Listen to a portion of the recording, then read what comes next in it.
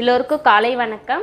இன்னைக்கு நம்மளோட ஜம்னதாஸ்ல பார்வதி தேவியின் ஒரு வடிவமான ராக் கிறிஸ்டல் ஸ்ரீ யந்த்ரா பத்தி பார்க்க போறோம். லக்ஷ்மி வாராயன் இல்லமே, லக்ஷ்மி வாராயன்.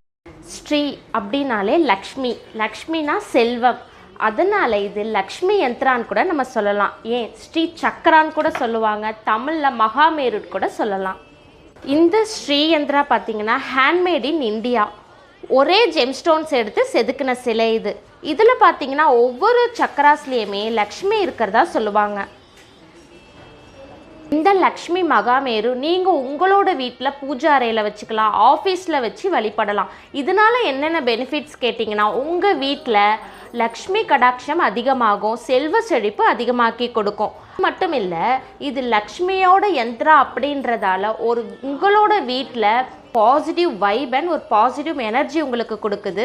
உங்களுக்கு எந்த வேலை செஞ்சாலும் உங்களுக்கு ஒரு சக்ஸஸ் கிடைக்கல, நீங்கள் கவலைப்படுறீங்களா? நீங்கள் இந்த லக்ஷ்மி யந்த்ரா எடுத்துகிட்டு போய் உங்கள் வீட்டில் வச்சு வழிபடுங்க, கண்டிப்பாக உங்களுக்கு ஒரு சக்ஸஸ் கிடைக்கும். பொதுவாக ராக் கிறிஸ்டல் அப்படின்னா பாடி, மென்டல், ஸ்பிரிச்சுவலை ஸ்டேபிள் பண்ணி கொடுக்குது.